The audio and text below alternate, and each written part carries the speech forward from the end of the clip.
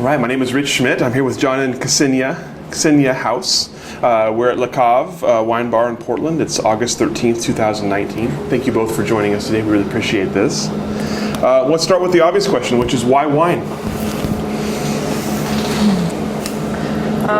I'll start, I guess. For me, the most straightforward, honest answer is really because of John.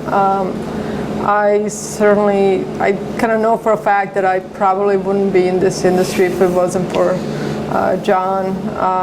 I grew up in Serbia, in Eastern Europe, and it's a pretty culturally traditional country, and I was supposed to sort of follow in my mom's and dad's footsteps and go to either medical school or law or engineering, very kind of straightforward career path.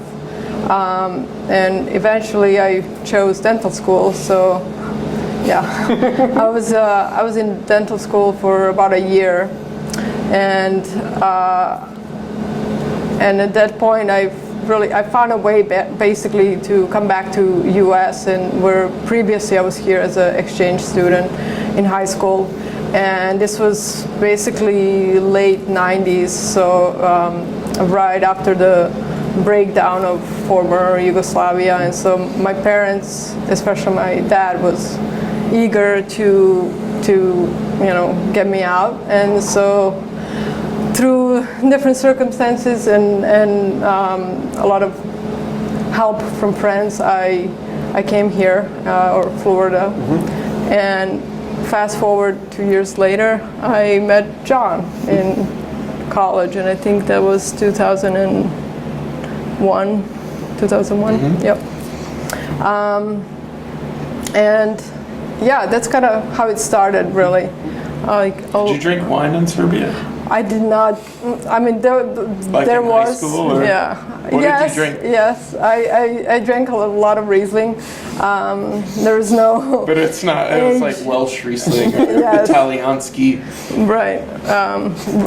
Yes. Maybe not even in a bottle. Riesling. Yeah, Rhine Riesling. It was mostly like 1 liter bottles. But not anything. It was. I didn't even enjoy it probably at the time. But just there to kind of, loosen up the joints. Exactly.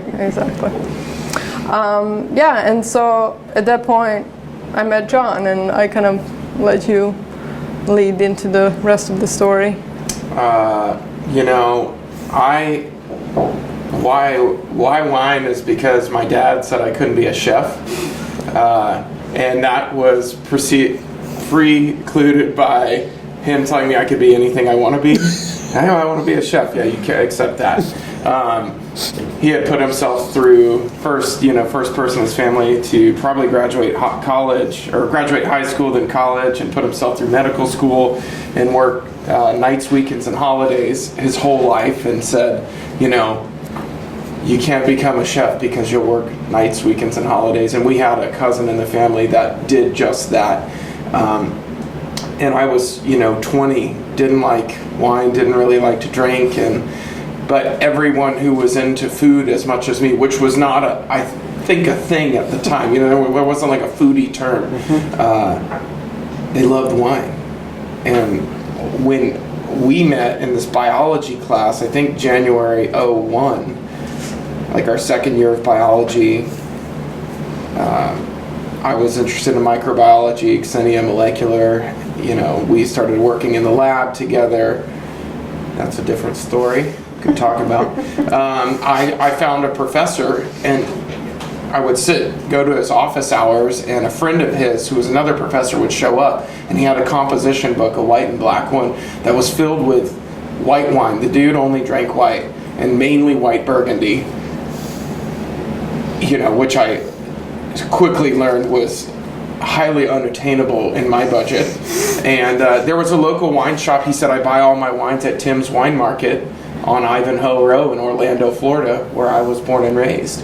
And I walked in with my tip money from the taqueria Quetzalcoatl that I worked at And so I have $35. I don't like wine. I think I might like white wine. I would like a $35 bottle of white wine. And I actually saw Willekensee Pinot Gris, which was like the only $25 Pinot Gris at the time.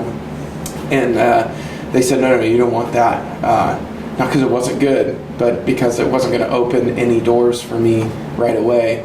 I walked out with 3 bottles of wine.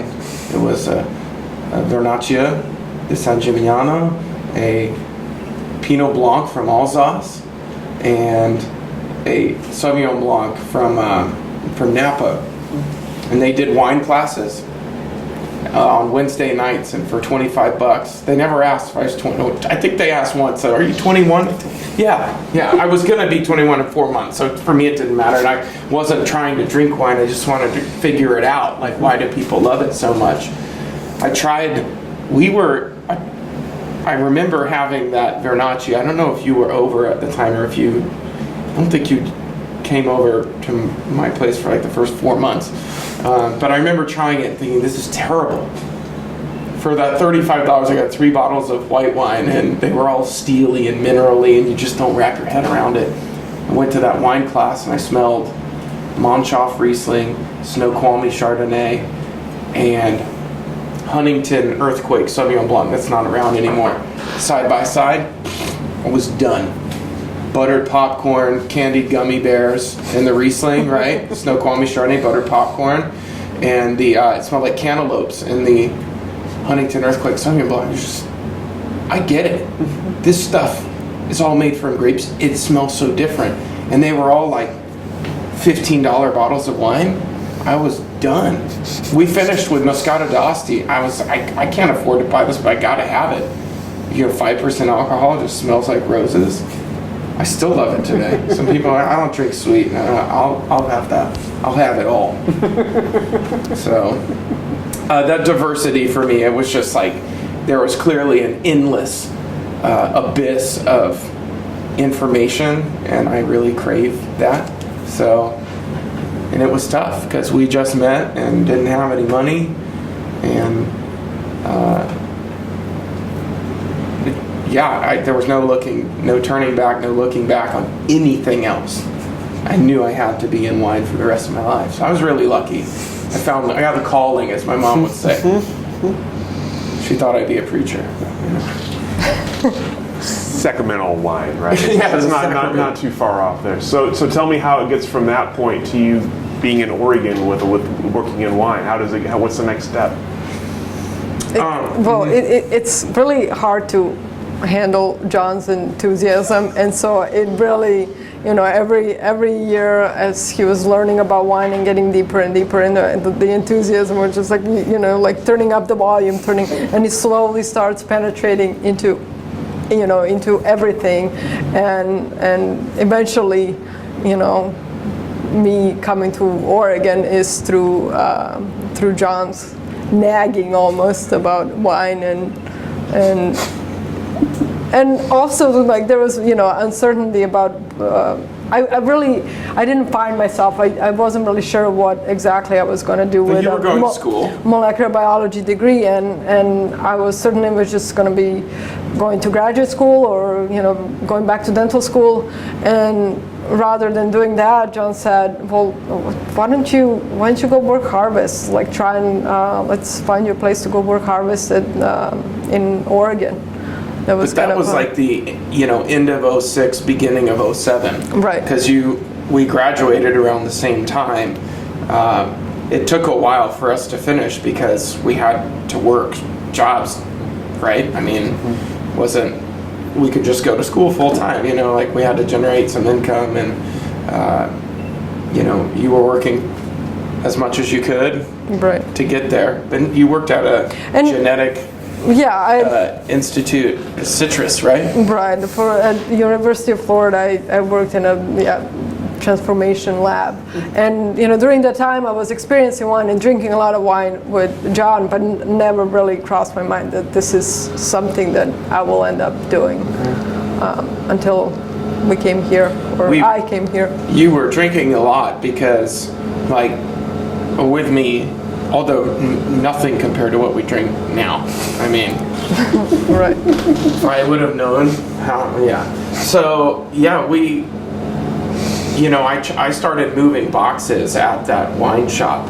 I'd show up when I kind of got the vibe when sales reps were showing up on Mondays and Tuesdays, and they're coming to pour wine, and I got in my head like, I can't afford to buy this wine, but I need to. It was just data, How do I taste as much as possible? And then they would let me sneak in on the tastings. I kind of got to know the sales reps. And they were, who the hell is this little kid? And, oh, John, okay, they got to know me. I started moving boxes. Occasionally I would buy a bottle, or they'd send me, hey, this is Côte du Rhône. Like, take this home. So they were constantly building a framework, a tasting framework that was built on all the classics. And I said, man, the only way I'm going to taste more wine is by getting a job, buying it or selling it. And I got really close to getting a job with a really good distributor in Florida when I was, maybe 21 and a half, almost 22, and then the guy's like, wait, I'm crazy, I can't get this kid, he doesn't have any experience. So I went to work for Whole Foods in the cheese specialty department, and that's where I kind of learned, like, I got to taste more wine and interact with guests coming in, customers who, they didn't know what they were looking for, and I had just tasted a wine, and I was, as Ksenija said, just unbelievably enthusiastic. Like, I just all wanted to talk about wine all the time. I still feel that way. And it was just, okay, the dream is like to make it. How do we move from Orlando somewhere to learn and then save money to make it? Just the dream was so big. I used to walk our dog like around the condo to just horrifically humid area that we lived in, and I would walk the dog and like think, what if a vineyard was here, and like just trying to envision this dream. And I then realized that the only way to make the leap was through sales. There was no way we would be able to work harvest together and save up money to start something legit. So after working at Whole Foods for 1.5 to 2 years, I think I was 23, just about to turn 24, and one of the best distributors in Florida gave me a shot. My sales rep, when I got to buy wine for like 6 months at Whole Foods. The buyer left, they gave me a chance. Had a lot of fun actually in those 6 months, tasted even more wine, and then I said I either want to work for Steakhole or Augustin. They're still kind of around today in Florida. They had the best books. And Augustin Wine Imports, they gave me a shot. They were importing everything from Terry Thesis wines to Michael Skurnick wines to Joe Dresner, or the Louis Dresner portfolio, which is one of the reasons why we're here. So I got to sell wine for a couple of years, and I didn't have Disney to sell to, but the Orlando, Winter Park, Oviedo area just boomed at that time with tons of cool restaurants, and I'm super enthusiastic, and I'm so excited every day that I have these wines in my bag that I get to taste them like 8 times a day, that I'm going to memorize every single one of them. Like, it was more for me that I didn't even, all the no's and the rejection you get from sales, it just went right through me, and I never felt it.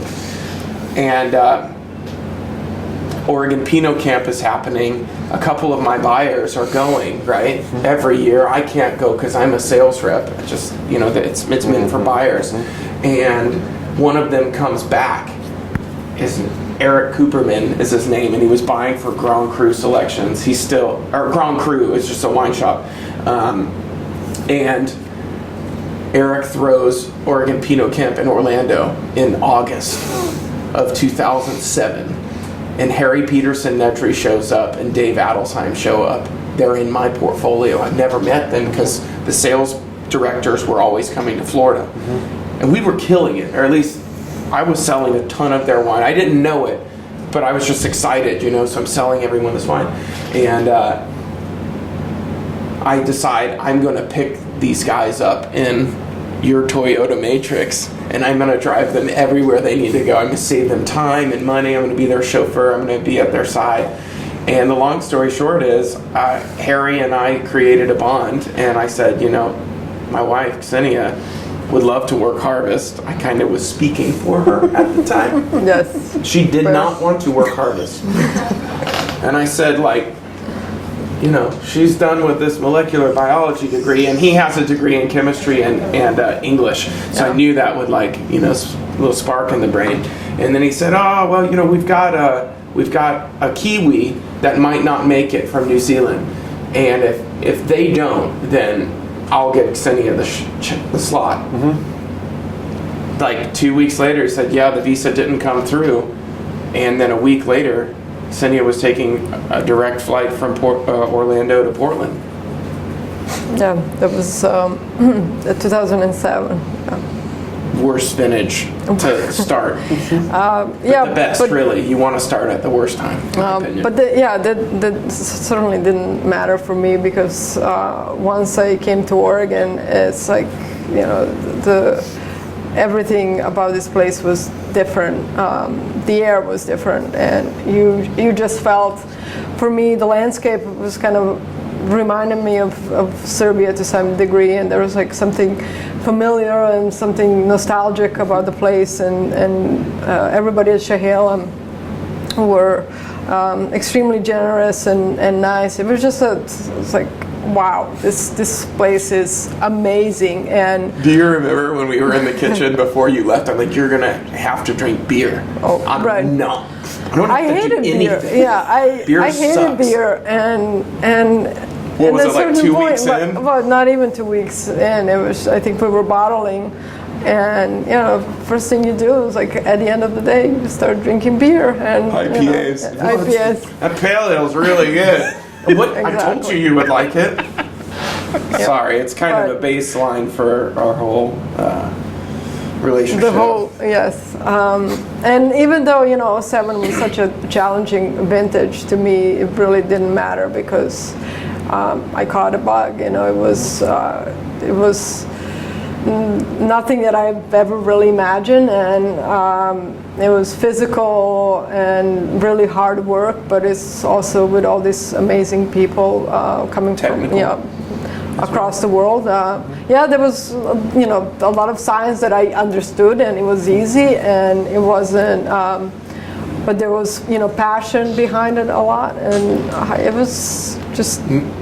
Mind you, we had only been to California as far as grape growing regions, and Serbia. We visited, we were going around there. I have my Jancis Robinson, 1991 out of date book that they don't even print anymore. Okay, what's the grape of Serbia? Trying to get a grasp of things. We went to California, I think, a year before. Right. Of course, totally fell in love. From the but it's alone. it was a very different experience. It was visiting wineries in Napa, and then coming to Oregon, and then coming to Chehalem especially. 07 was a really abundant vintage for us, and it was a very difficult facility to kind of make a wine in, and so you learned a lot, and there was a lot of days where you're working outside. I don't think I took off my rain gear the entire time I was here, because once it was such a rainy So I'm coming to visit. There was this direct flight sponsored by Disney World with Alaska, $99 each way. So on one or two of the weekends, I could fly out and come and visit. But it was raining the whole time. I'm like, wow, it is what everyone says. It just rains all the time in Seattle and Portland. Wow, that's kind of a bummer. Maybe we should look at California. But I think we both fell in love with Harry and the whole Chehalem crew. And by the end of that year, a friend of ours, Ksenija, obviously she's incredibly lovely and made tons of friends. And one of them called her, I think it was in December, like, hey, David Zarowski, like the director of sales of Chehalem, is leaving. And, John should write Harry an email. And I did, with all of my enthusiasm. Mind you, I'm like 26. I've only sold wine for a distributor for like maybe 3 years. They flew me out. They were interviewing a bunch of people, and for some reason, and I talked to Harry about it not too long ago, like, I don't think I would have ever hired me just because of age alone. And, we had a nice moment. He's just like, I'd do it all over again 10 times over. I think that's close to what he said, and I was just incredibly grateful for it. They gave us a little stipend to move from Orlando to Portland, basically February 1, 2008. Ksenia starts working in the lab, and I'm like the director of sales of this 20,000 case, world-renowned Pinnacle, Oregon producer. And I think it was only 2 months later I had a nervous breakdown on the day of my 27th birthday. And then, of course, later that year, the global financial crisis hits. But very few wineries believe it, because things were so good. They were so hard, really leading up to sideways.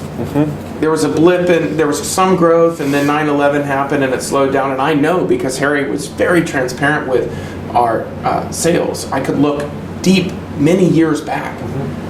Wow, that was tough. Pinot Noir was not what it is today.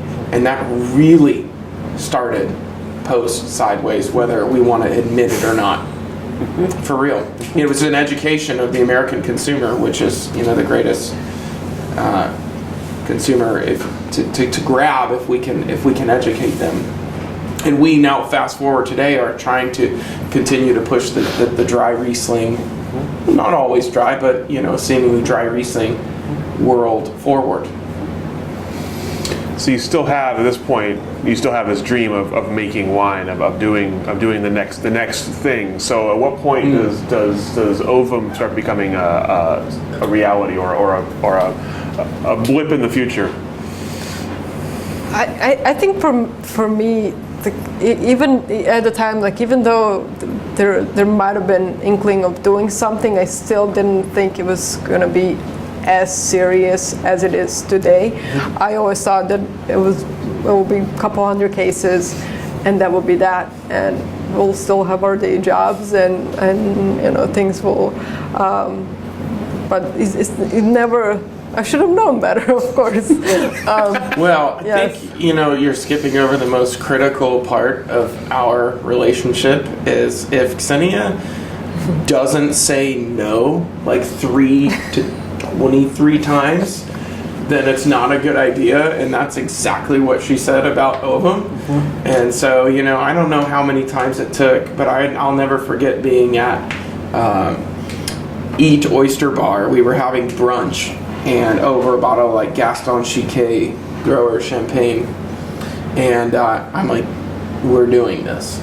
We had saved up around $30,000, I think 27 grand to be exact, to buy a house in Portland. And I said, we're starting OVUM.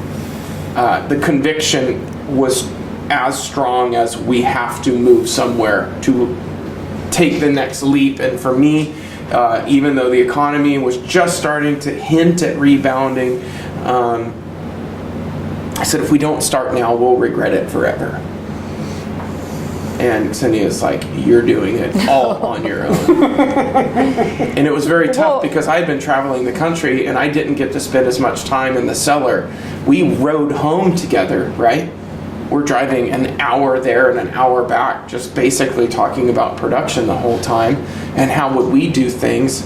And in the back of my mind, I had fallen in love with Louis Dresner imports.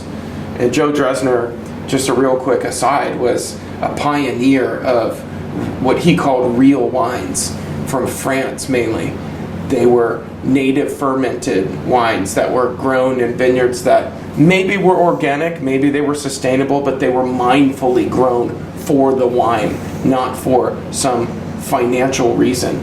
And they're making things like muscadet, with native yeast and only adding enough sulfur for the wine to have whatever life they wanted it to have. And we came out here and learned the technical side of winemaking, which was just incredibly crucial for moving the industry forward. There were a lot of mistakes happening in the early years, and a lot of folks were maybe a little too timid to try Oregon wines.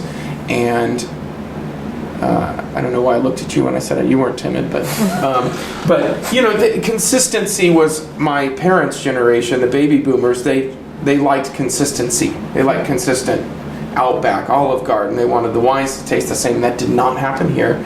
People like Harry Peterson Edry brought consistency to the stage, right? And we learned how to make wines that way. It was for somebody new getting in the wine industry, especially on the production side, being at Chehalem is really there's only a handful of wineries, diversity of wines, and Harry's extremely technical. Yes. There were, a lot of barrel fermentation, stainless steel tank fermentation, different varietals. Whole cluster, it was just a lot of different options and opportunities to learn. So I always say learning how to make wine at Chehalem is like learning how to cook at Alinea. Yeah. 3 Michelin star restaurant in Chicago. There's just every tool necessary to take that product and turn it into whatever you want it to be. So those wines, and that's where this idea of OVUM started to be born. Was wow, that these Rieslings are super complex at Chehalem, even though most of the buying public was not adopting that enthusiasm. I was still out there, banging the Riesling gong, and then we'll pour stainless steel Chardonnay and Pinot, and then more Riesling. And the idea was like, what if we combine all of the precision we learned at Chehalem with the heart and soul of what we felt when we drank the Dresdner wines? What would come of that? So I started, you guys don't know me that well, but I'm going to ask everyone. And I remember asking Pat Dudley at Bethel Heights, why doesn't anybody ferment Riesling in barrel, like native ferment? She's like, sweetie, you don't think that's been done before? We did that for decades, and one would be sweet, one would be dry, one would be reduced.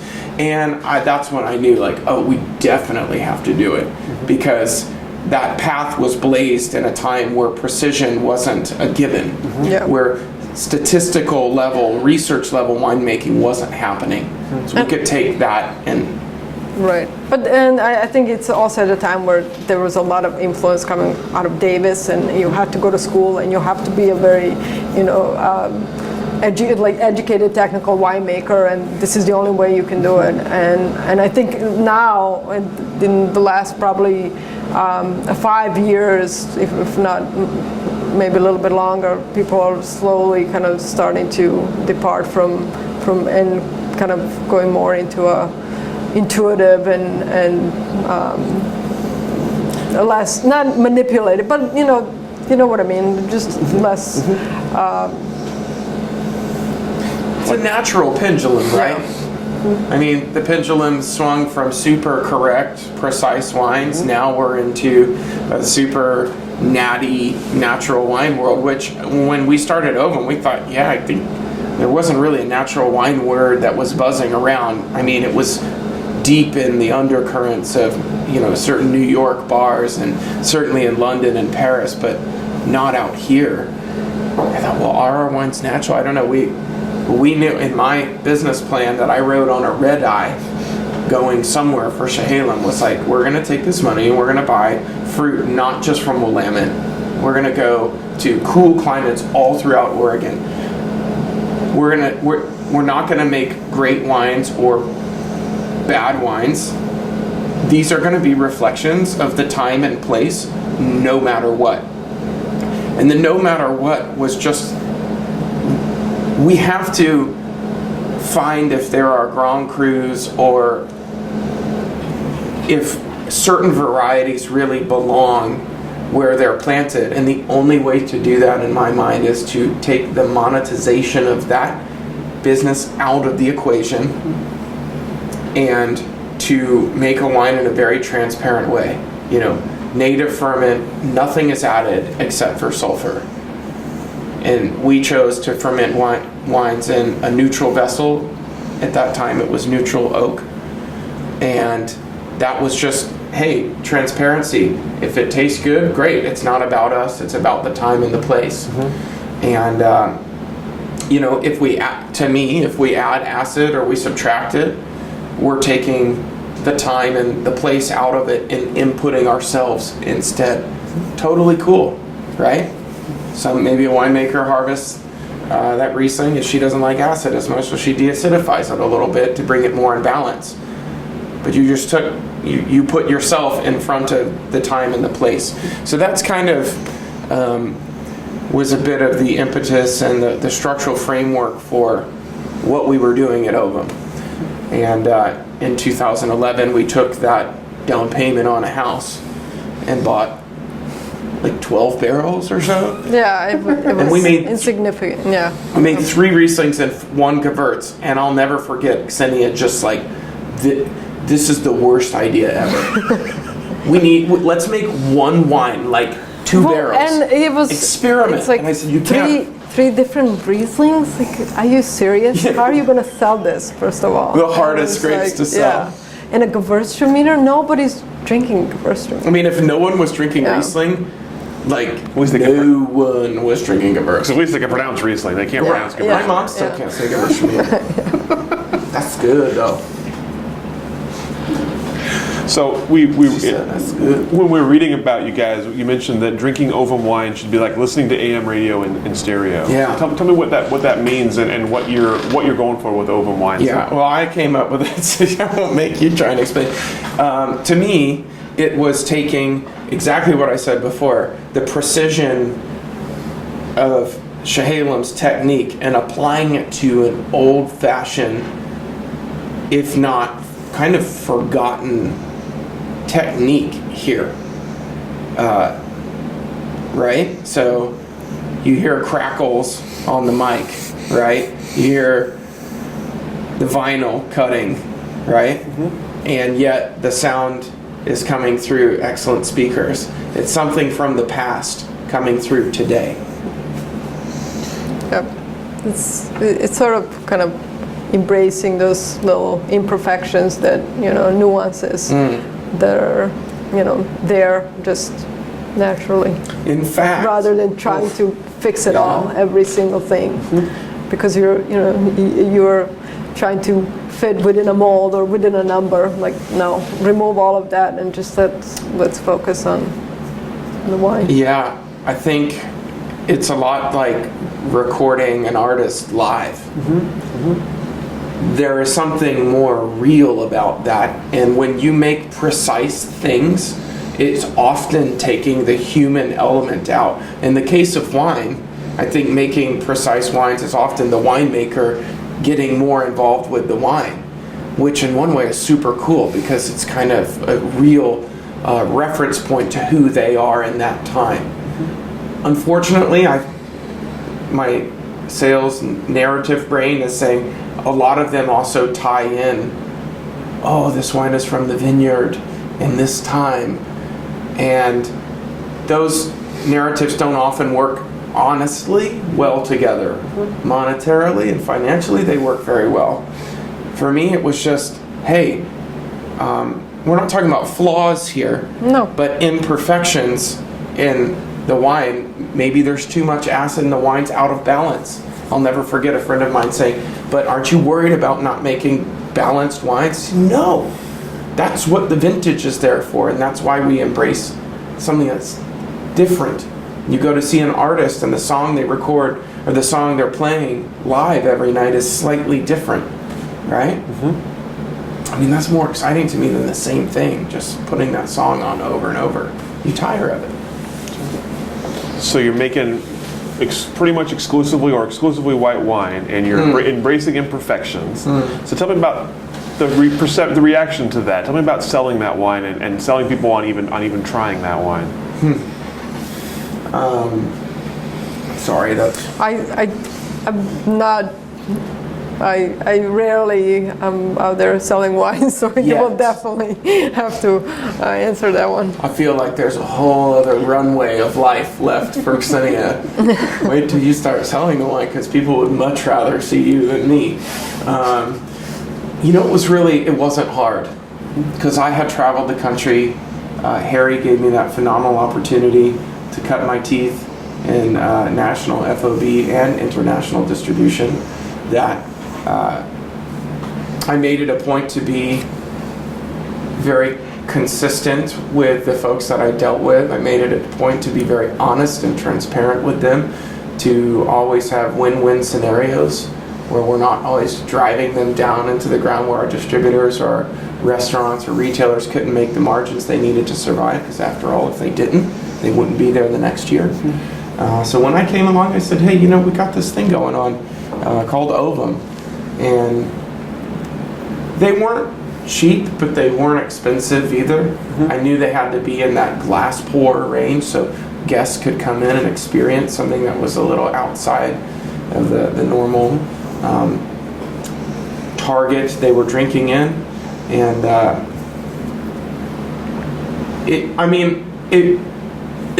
looking back now, as you asked me that question, it was probably really hard, but I had no idea, because I was so excited that the wines came out good.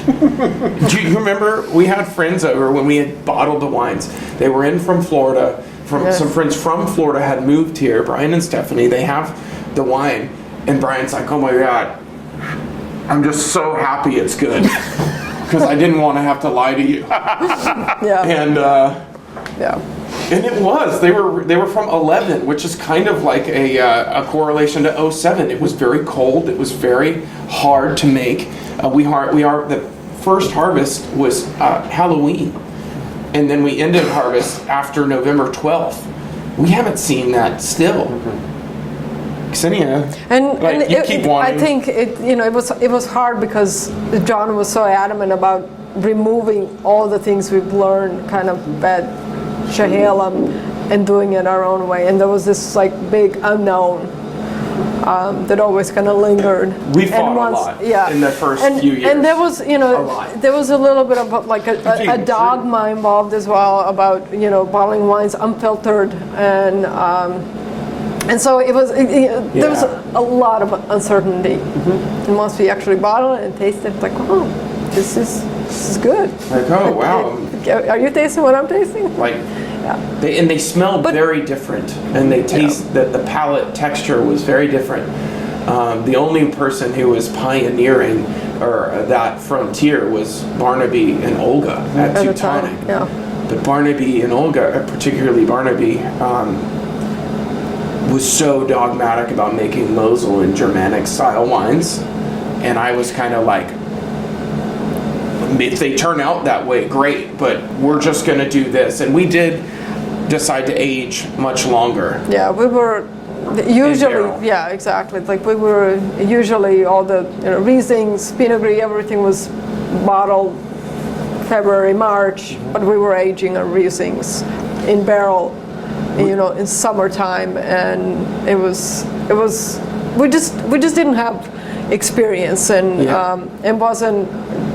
John has always tasted so much wine. He has a really informed palate, and I think that's where where I found a lot of comfort. Is I know what I'm technically doing, but is this tasting right? And so there was a lot of that balance happening. And when I was at Tim's Wine Market back in Orlando in the early days in that wine class, they said there were 5 key characteristics that made a wine what it is, and the 5th one was the winemaker's prerogative.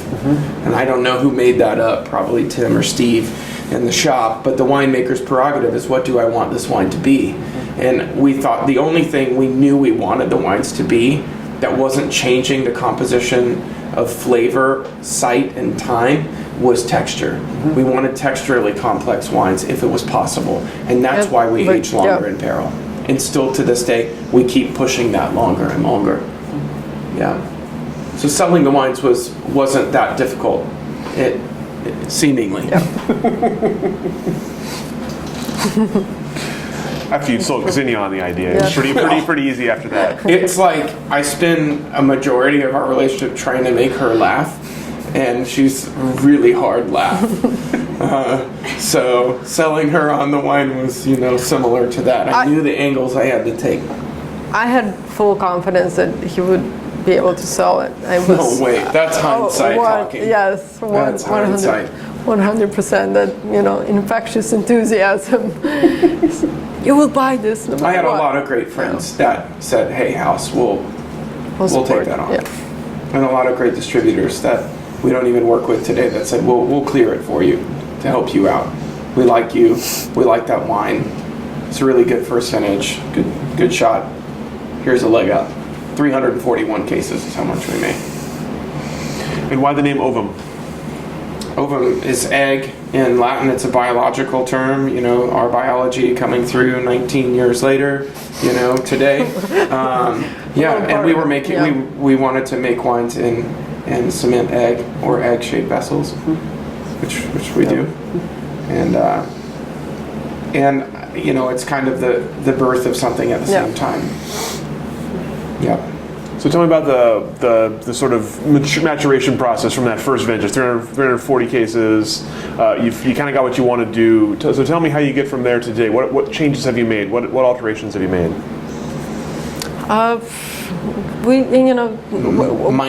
Micro in the cellar for sure. We're slowly stepping away from the barrels and moving more towards eggs and oval casks, 1,000-liter or oval casks.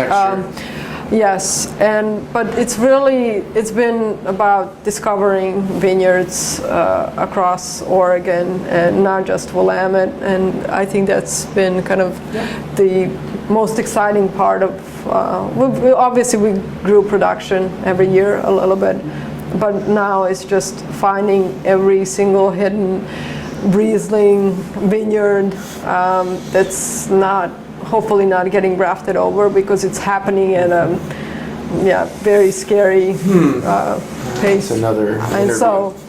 And so we want to find those vineyards and protect them by hopefully making more and more wine. From a macro perspective, we've made no changes from what we do.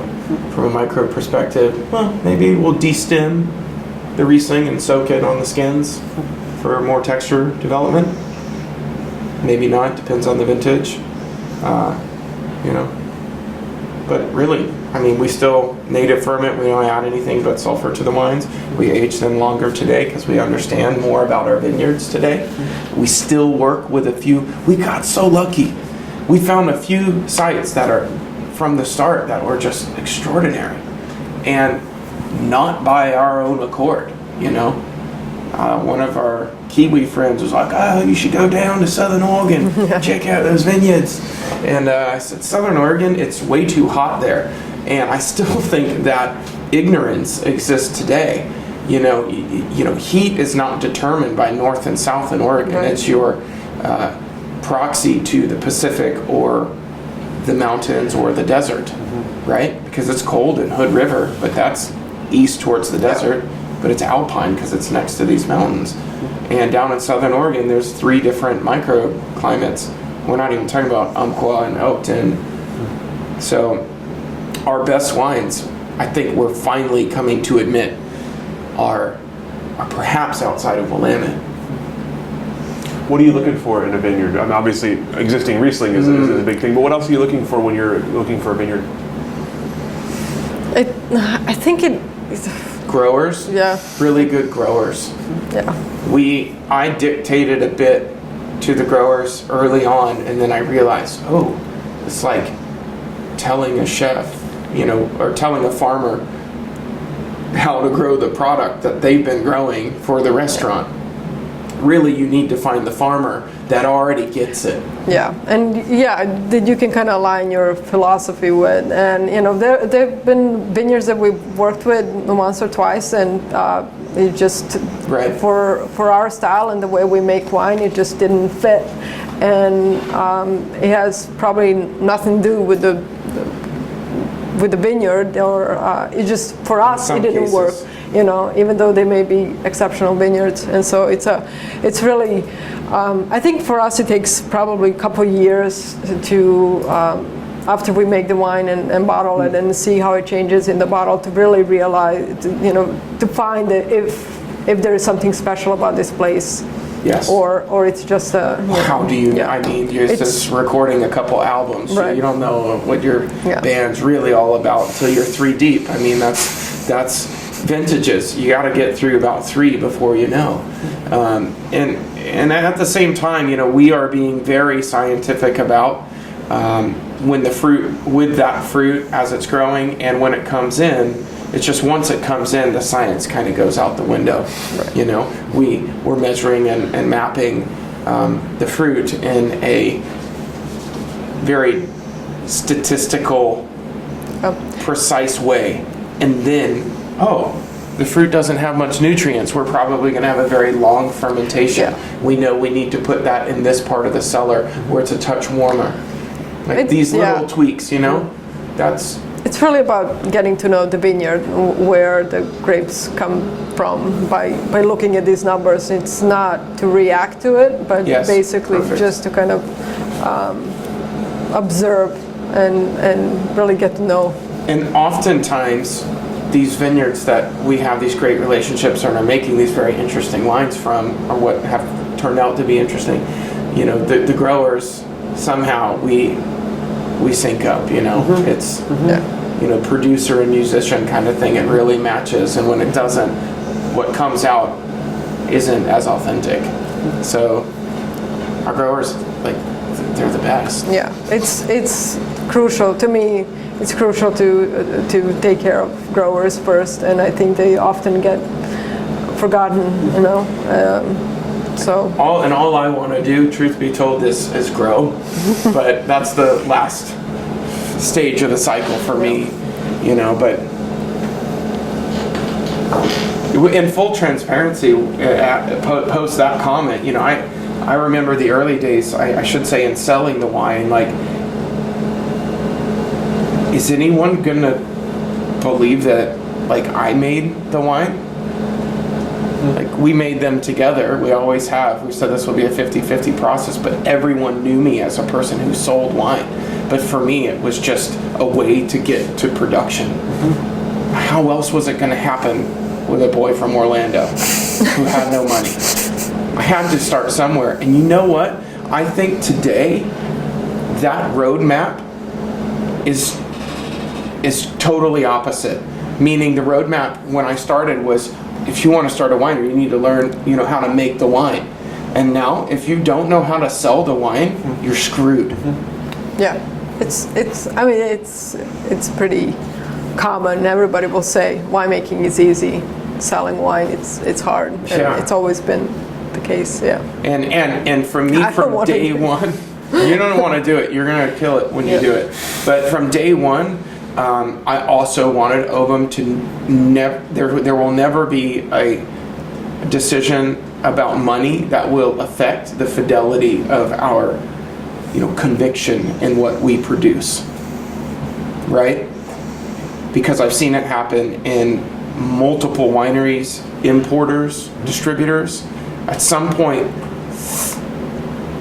that's going to cost too much. Why we still have day jobs, multiple jobs, is It's fun working 4 jobs, But that's a really crucial aspect of what we do. And it's not a holier than thou situation. It's just we really want to understand what Oregon has to offer. Yeah? And I think you have to go back to when monks and friars and folks were making wine and trading it and bartering it. They didn't know what grapes worked where. They had to figure that out over hundreds of years. They had that opportunity without the monetization of the business affecting what should and shouldn't be planted. It's happening today. One of our beautiful Riesling blocks was purchased by someone who's been in the business for a long time, grafted it over to Chardonnay, never even called us. No. I mean, we made one of the best Rieslings we had ever made in 2016 from that vineyard. Doesn't exist anymore. No longer will produce Riesling from there. And this is happening, unfortunately, at a rapid rate as, in Willamette. Nowhere else, but chasing the Chardonnay and really the higher price for my wine, Dragon. So what would be the ultimate compliment someone could pay an OVUM wine? What would be the best thing someone could say drinking your wine? Oof. It's a tough one. This reminds me of something else that, we love. To me, anybody that's, that always says, oh, I don't like Riesling or I don't like Gewürztraminer, and then they have our wines, and it's and it really opens their mind. I think, to me, that's the goal, is just encouraging people to be open-minded and really, because it's such an amazing grape, and if there's more people buying and drinking Riesling, then hopefully it will stop grafting over.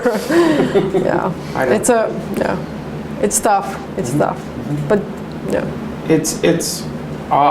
I don't think it's a coincidence. Whatever power is out there, or life is driving us to realize that what's happening just south of Eugene, all the way to the California border, is very complex. And I don't know why, but I've always been a value guy. I love value investing, whether it's in wine or a 100-year-old underground space that just is crying out to be a wine bar, that no one could figure out what to do with. It seemed too good of an opportunity.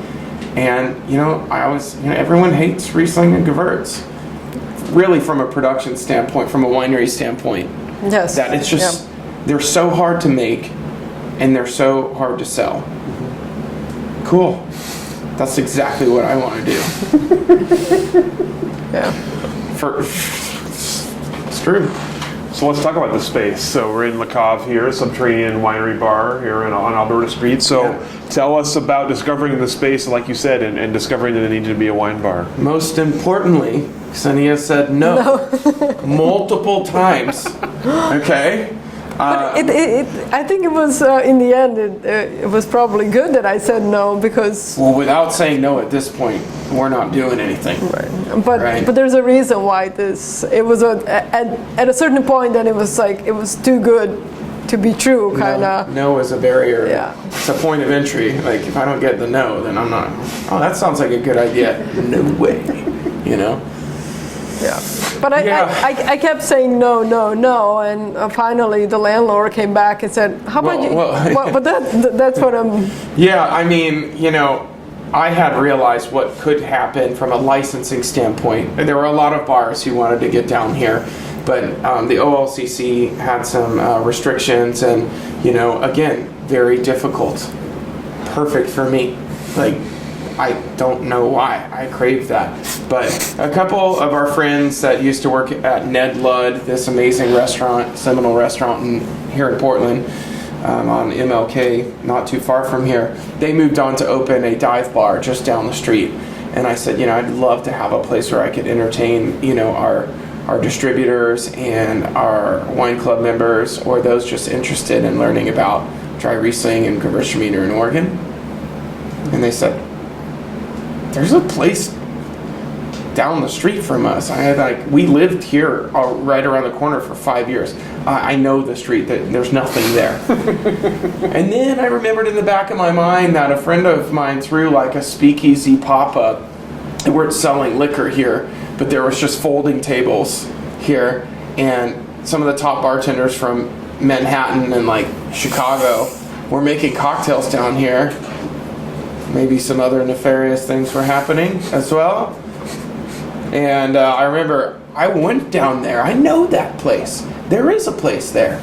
I came down here and I was just like, how can this not be a bar?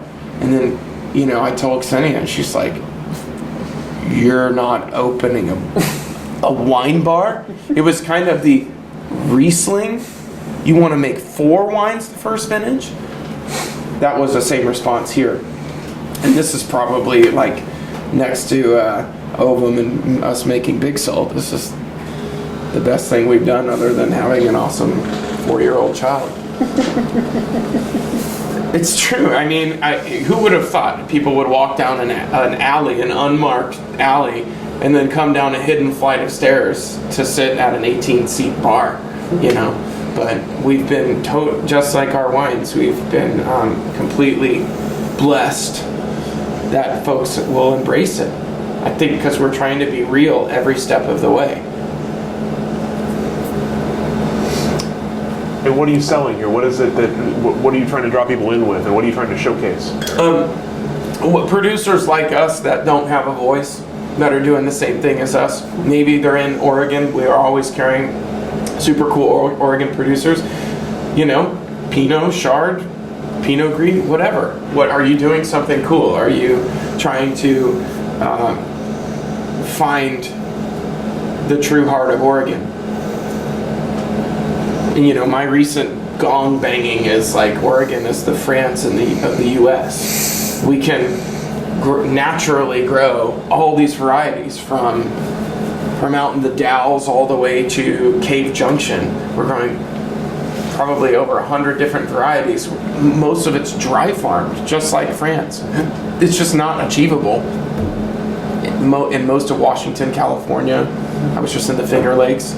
They have their own struggles there. And I was in the Finger Lakes. Oh man, Riesling was really acidic that year. We got tons of rain. We had to put in this drain tile underneath the vineyard $1 million later. And I'm thinking, yeah, we have it easy here. Our vineyards just grow. 3 tons to the acre later, it makes this phenomenal wine with very little influence from us. Like, Oregon is just utterly incredible for the bounty of transparent things it will create without much intervention. I couldn't have been more lucky to come here. And we were thinking about California, like, which we love. Yeah, but it would have been Not so a much chance. harder. Yeah. Like the momentum that is behind Oregon right now, and the amount of runway that's left before we truly take off, is so much longer than anywhere else in the world at this point, in my mind. And I could say at least for the U.S. I mean, maybe Portugal has a little bit to go, just like us, but we're so lucky to be here. Yeah. We haven't even really talked about Big Salt yet, which is really what's the culmination of Oregon in a bottle for what we do. There are some vineyards that we felt just weren't quite right for OVUM, but they were still growing extraordinary fruit. Right. It just didn't translate well into our cellar. In 2016 decided, what if we put Riesling and Gewürztraminer together? And Muscat and every other varietal that people don't like to drink on their own and into one Mueller bottle. Thurgau. Yes, exactly. Even harder to produce than Gewürz? Oh yeah, we want that.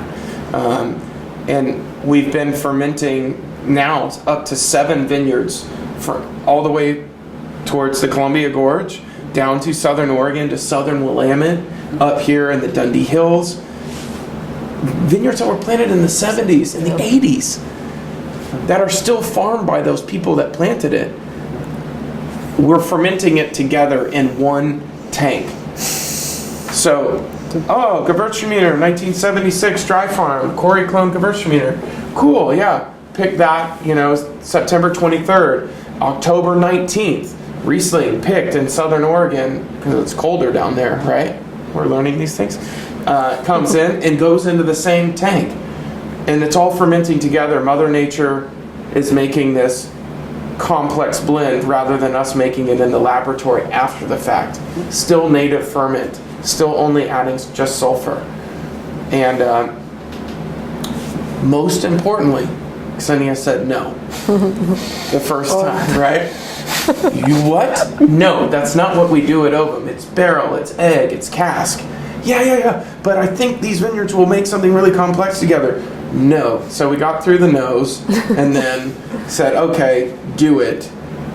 We made 800 cases the first vintage in 16, 1,700 cases in 17, and 4,100 cases just last year in 18.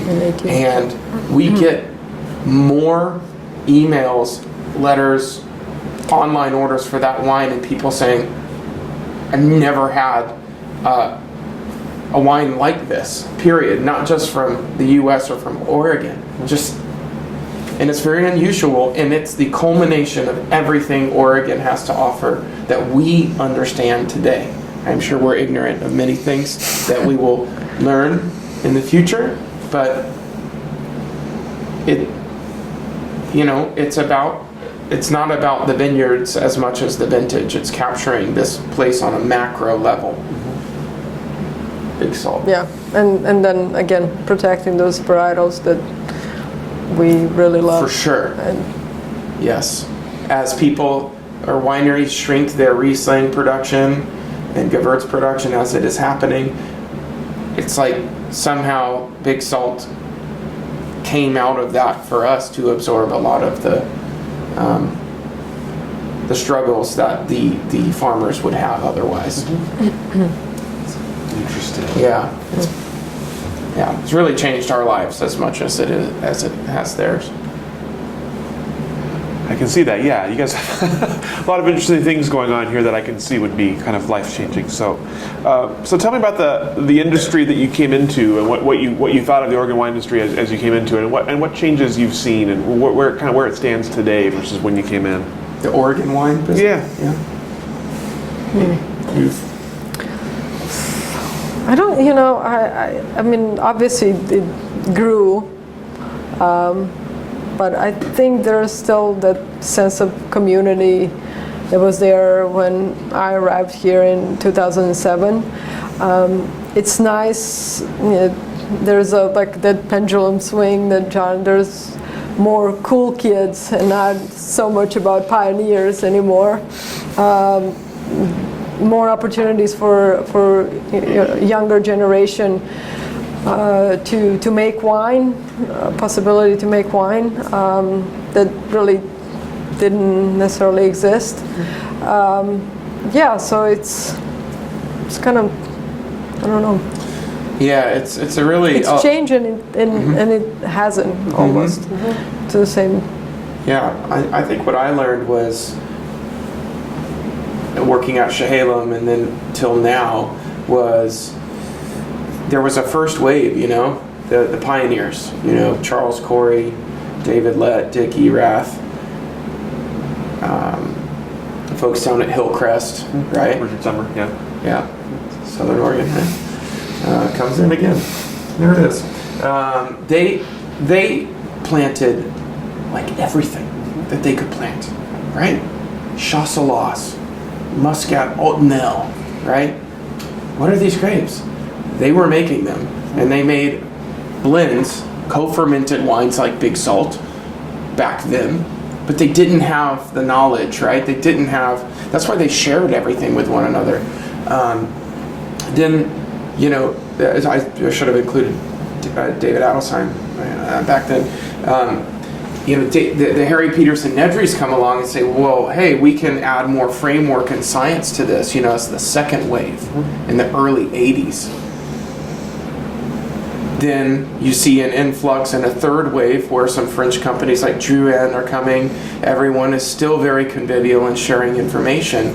we know what we have, right? We have Pinot Noir that does well up here. We have Pinot Gris. Chardonnay was struggling, somewhat from a stylistic perspective, somewhat from how we were growing it and selling it. And they knew what they had. Okay, what do we do with it? We're going to spread the message in a very specific way. And they spread it so well that between us moving here and today, there are double the amount of wineries. And those wineries don't make one SKU, they make like 10. So if you go from 900 or 391 to near 1,000, we're really quadrupling or quintupling the amount of SKUs out there, right? So what is born out of that is often yet another change. And whether we knew it or not when we started, I think we're part of this fourth wave of saying maybe we need to revisit the original pioneers' idea that diversity. Yeah. There's only so much Pinot Noir we can all make and sell. Diversity is perhaps the future for Oregon rather than the hegemony of Pinot Noir that has existed over the last decade to 2 decades. But they needed to figure out how to make it work. I mean, there's some people that think, oh, Pinot Noir doesn't belong here. I think it does. It's just not ubiquitous. Yeah. Kind of find your flagship, then follow it, and then figure out what else you can do after that. Kind of makes sense. You have something that you can hang your hat on, and then you find out what's next, right? You have to figure out what works, for where you are, without input, in my mind. So what comes next, then? What do you see for the future of Oregon wine? I have a fuse attached to me. I'm going to shoot off, so you better say what you want. No, that's okay. Go ahead. Well, diversity, right? So, and I think we're going to realize, oh my gosh, Hood River and White Salmon across the river and Underwood are unbelievably beautiful places that also grow unbelievable everything, from pears to Riesling to Albarino, right? And then you go to Mosier, Minthia is growing there, and Tempranillo. Maybe some Pinot works in a certain pocket here, but we can't cast this blanket generalization that, Burgundy grows Pinot Noir and Chardonnay. No, Burgundy grew Pinot Noir, Chardonnay, Aligoté, Pinot Blanc, all these things. The monetization of the business has obliterated diversity.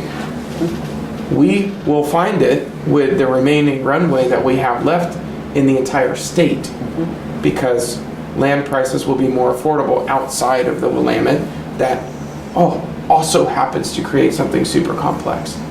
It just might not be the easiest thing to sell. So what? It will taste good and ideally be more affordable. Yeah, and there's also, to me, importance of maybe let's not plant every single available acre to grapes, and protecting what's already there, and sort of rather than just planting more is protecting our land, really.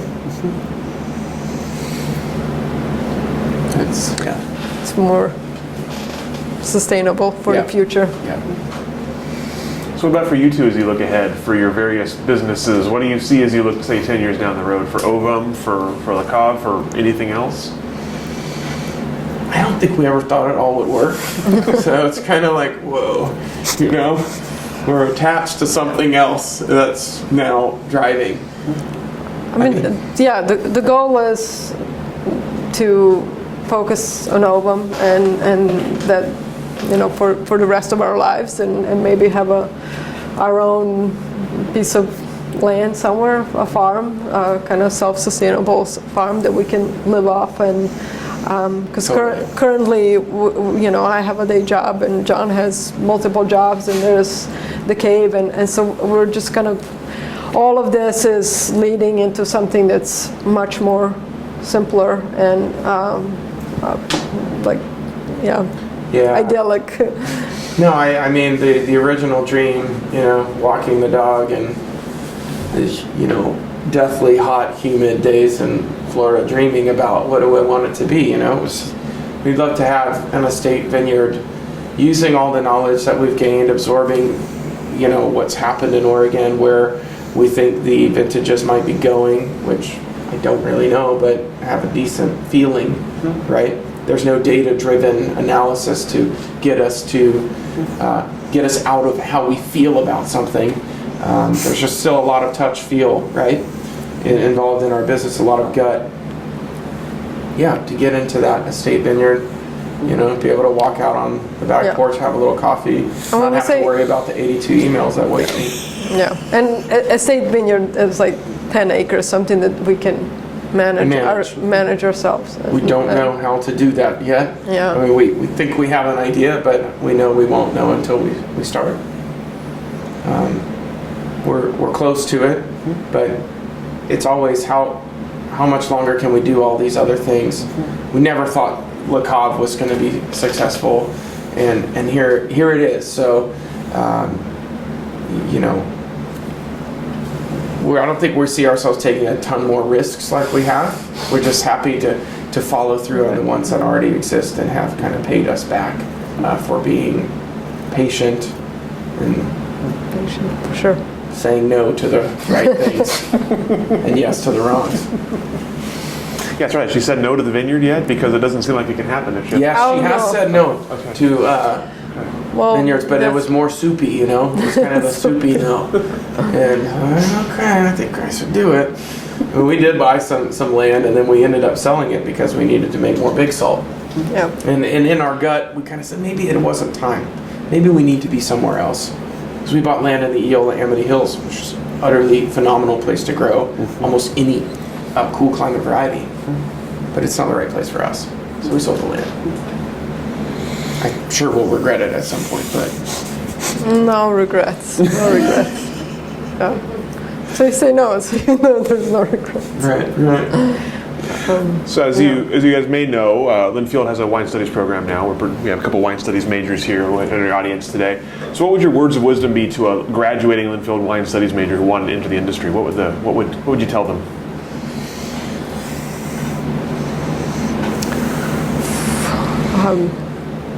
Well, on the production side, what I tell my interns at Argyle is, the worst thing that can happen to a winemaker is to develop a cellar palate. That's where my brain was going.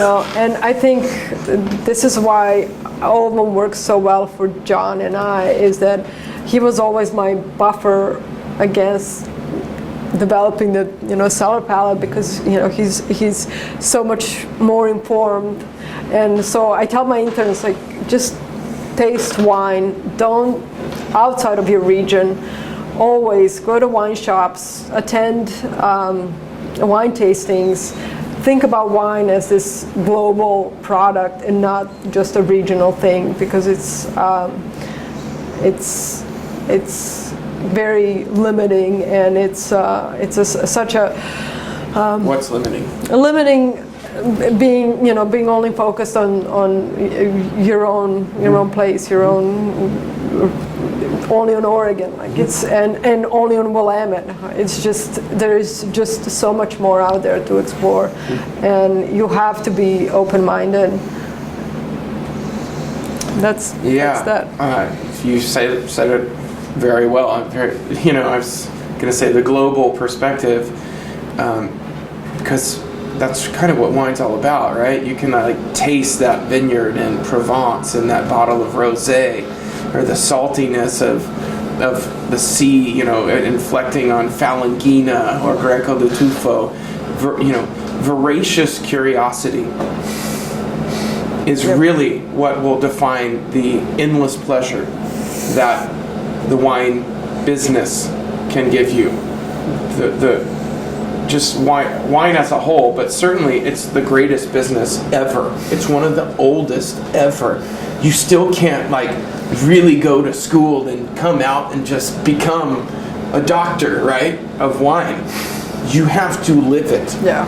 it's such it's such a luxury. It's just wine, and we're not saving lives here. And you know, it's a very simple kind of indulgent profession to be in. So you can't take it too seriously, and because at the end of the day, it's, you know, it should just bring you a lot of joy and enjoyment. And so I remember freaking out one day. I was in I think I was driving like a Dodge Intrepid from like 91 or something, and I was sitting behind a retailer in Orlando, an important retailer. He was called like Park Avenue Wine Merchants, and I didn't have the allocation of like Paul Hobbs Russian River 99-point Russian River Chardonnay for him, and I was freaking out. And I call my portfolio manager, Alicia K. Spear, who's gone on to do amazing things in the business. She goes, "It's just wine, babe." "What are you freaking out? It's just wine, babe. They're not gonna get the case of Chardonnay. yeah. The day will go on."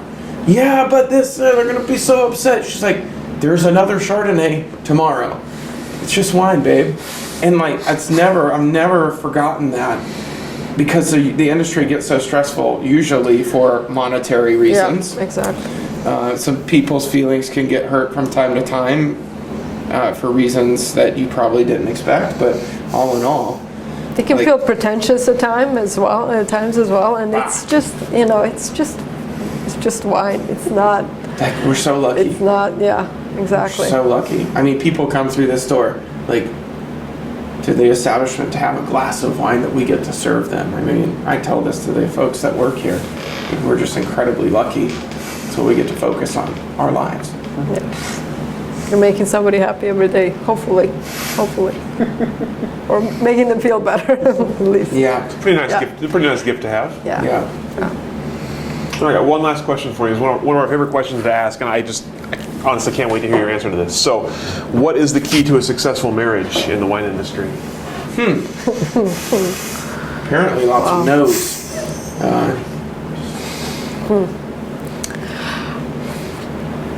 See, this is it. This is it. Listening to each other. We're waiting to talk. I don't want to talk over you.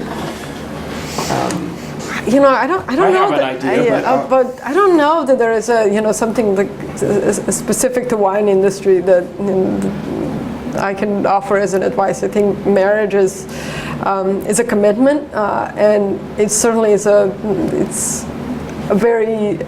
it can be very difficult as well, but first most it's a commitment that you make to each other, and so there has to be a common ground and a balance, I guess. And I think that's what we have, is we're very different personalities, but we kind of balance each other with my no's and a lot of John's yeses. And it's a tough, like it's a lot of work as well. Like it's like anything in life, we've had a lot of challenges, and in times I thought, oh, maybe I could do this better without Ksenija. But the reality always came back that the wines would never be as complex without the balanced female perspective, right? And I think there's just a tremendous amount of male perspective within the wines today. And I knew at some point deep in my heart, like the complexities, we would never achieve them, the highest highs, without each other.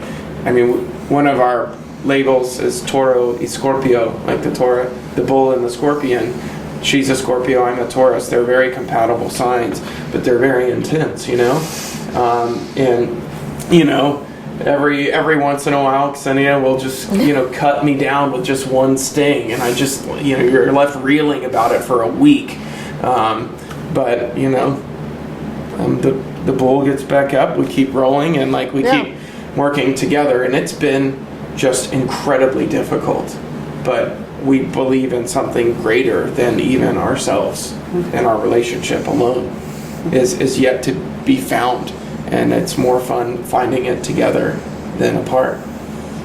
I think in the end, though, compromise and listening to the other, honestly and earnestly, compromising even when you don't want to, is really what makes any relationship work. You have to give up a little bit. Everyone has to feel like they won something. Otherwise, they won't be there tomorrow. Whether that's the relationship or the retailer or the restaurant, right? Or the friendship. It's true. It's a basic life stuff, right? Yeah, Unfortunately, it's nothing, most folks don't adopt it. Yeah, it's nothing that just about wine industry, or it's just life in general. Yeah. Definitely one of our more interesting answers. I appreciate that. Oh, really? Yeah, we get some good answers. So you're to just that like wine. Yeah. Drunk every night. No, not usually that, unfortunately. So that's all the questions that we have for you. Is there anything we didn't cover that we should have? Anything I didn't ask that I should have asked? I got an open forum here at the end if there's something we didn't talk about. No, I don't know. I'm sure John has something to add. Seems like a dangerous guy to give a live microphone to. Yes, right. Yeah, yes. the big salt, I'm glad we got big salt in there because it's not always apparent. And it's kind of like the biggest factor of our business and world right now. No, that's... Yeah. We gave you Excellent. a lot. You did that. Content.